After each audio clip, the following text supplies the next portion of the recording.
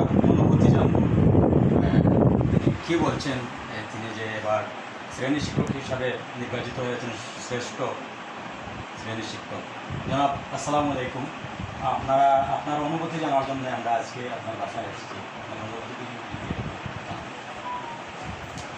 আসসালামু আলাইকুম রহমতুল্লাহ। প্রথমেই আমি মহান আল্লাহ পাক রব্বুল আলামিনের শুকরিয়া আদায় করছি। সকল প্রশংসা আল্লাহ তাআলার। মহান আল্লাহ পাক রব্বুল আলামিনের নামে শুরু করছি। আমি প্রথমেই ধন্যবাদ জানাই ভয়েস 24-কে, বিশেষ করে আমার যিনি সাক্ষাৎকার নিচ্ছেন বিশিষ্ট সাংবাদিক জানাতে ভাই, উনি কষ্ট করে আমার বাসায় এসেছেন আমার এই আনন্দের খবরটি।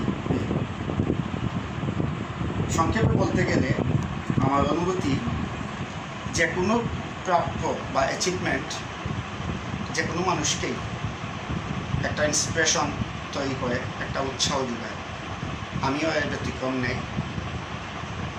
গতকাল জাতীয় শিক্ষা সপ্তাহ 2024-এর উপজেলা পর্যায়ে দক্ষিণ সুরমা অবস্থিত উপজেলাগুলোর মধ্যে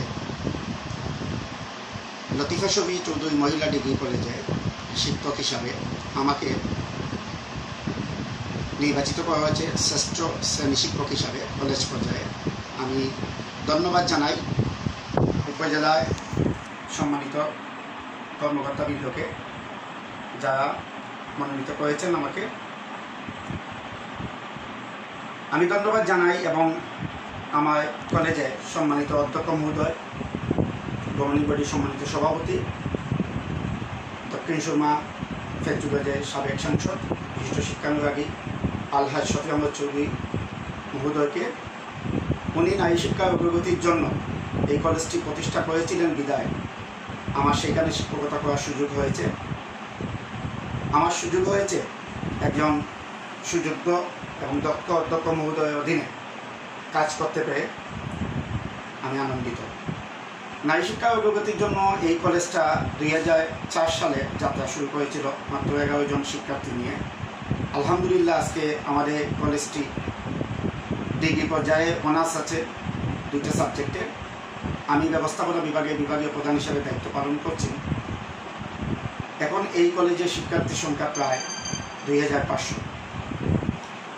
তো আমি এই আমার যে সাফল্য, এই সাফল্যটা আমি উৎসর্গ করছি আমার শিক্ষার্থীদের, সুপ্রিয় শিক্ষার্থীদের উদ্দেশ্যে।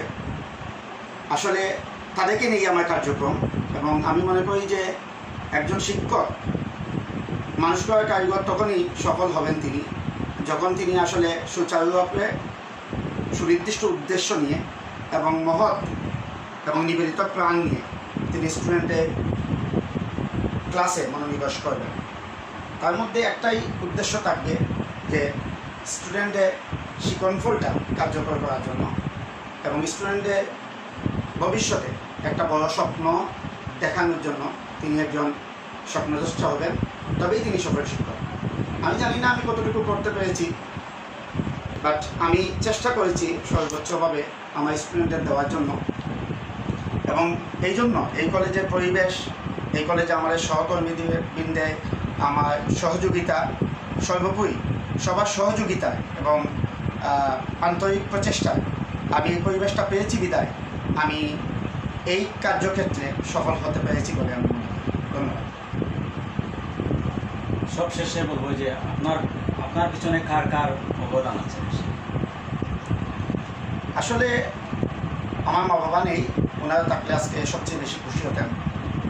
ওনাদের এই যে আমার প্রতি তাদের যে ডেডিকেশন ছিল, আমার প্রতি তাদের যে ভালোবাসা ছিল এবং দায়িত্ববোধ ছিল, এখান থেকেই আমার মোটামুটি যাত্রা শুরু। এরপরে আমি মদনমোহন কলেজে শিক্ষকতা দিয়ে আমি খণ্ডকালীন শিক্ষক হিসাবে শিক্ষকতা শুরু করি 2005 সালে আগস্ট মাসের 1 তারিখ থেকে। সেইখানে আমার শিক্ষাগুরু ছিলেন বাংলাদেশের বিশিষ্ট শিক্ষাবিদ, যিনি 1996 সালে সারা বাংলাদেশের মধ্যে জাতীয় পর্যায়ে শ্রেষ্ঠ শ্রেণী শিক্ষক কলেজ নির্বাচিত হয়েছিলেন। তিনি বিশিষ্ট শিক্ষাবিদ, মদনমোহন কলেজে সাবেক অধ্যক্ষ এবং আপনারা জানেন রোটারি ইন্টারন্যাশনালে সাবেক ডিস্ট্রিক্ট গভর্নর ছিলেন, বিভিন্ন বিশিষ্ট কলামিস্ট, লেফটেন্যান্ট কর্নেল অধ্যাপক আতাউর রহমান পীর স্যার। উনি আমার আসলে মূল অনুপ্রেরণার জায়গা ছিলেন। উনার হাত ধরেই আমি আসলে শিক্ষকতায় প্রবেশ করেছি। আমার একটা স্মৃতি মনে পড়ে যে আমি অনার্সে যখন মেধা তালিকায় নবস্থান অধিকার করি জাতীয় বিশ্ববিদ্যালয়ের অধীনে সারা বাংলাদেশে ব্যবস্থাপনা বিভাগে 2001 সালে, তখন তিনি আমাকে ইন্সপিরেশন করার জন্য বিভিন্ন মিডিয়ায় আমার এই খবরটা ছাপিয়েছিলেন এবং তিনি বলেছিলেন যে শিক্ষার্থীকে তোমার সবসময় নিজের সন্তানের মতো মনে করতে হবে, তাদেরকে সেভাবে গাইড করতে হবে, তাদেরকে সেইভাবে তুমি তোমার ভিতরে যতটুকু আছে জ্ঞান, যে অন্বেষণ করে তুমি যে জ্ঞানটা অর্জন করেছো সেটা তুমি তোমার শিক্ষার্থীদের মধ্যে বিলিয়ে দিবে।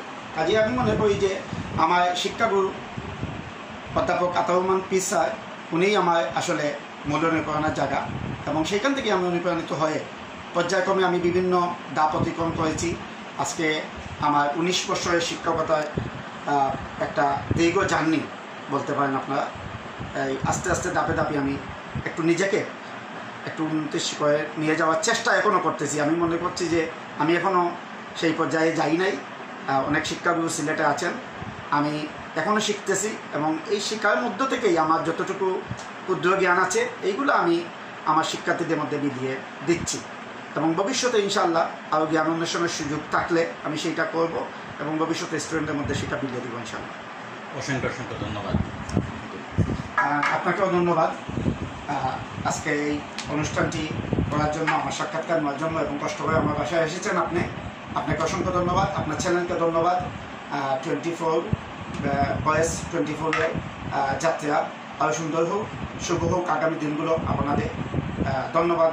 আপনারা মানুষের কাছে আছেন এবং মানুষের পাশে আছেন। ধন্যবাদ।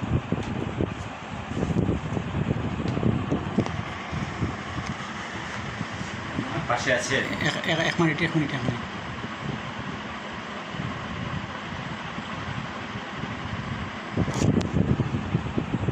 দক্ষিণ সুরমার লতিফা।